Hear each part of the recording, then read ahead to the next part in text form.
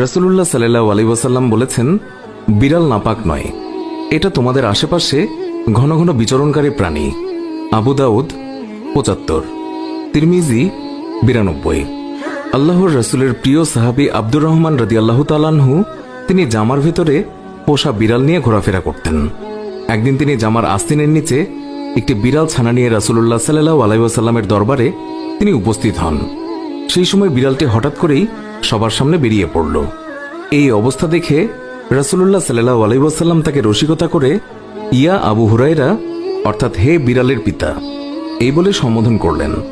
এরপর থেকে তিনি মূল নামের চেয়ে আবু হুরায়রা নামে বেশি খ্যাতি লাভ করলেন।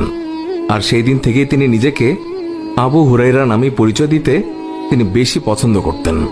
আল্লাহর রাসূল সাল্লাল্লাহু আলাইহি ওয়াসাল্লাম তিনি যখন ওযু করতেন তখন নিজের ওযুর পাত্র থেকে বিড়ালকে পানি পান করাতেন।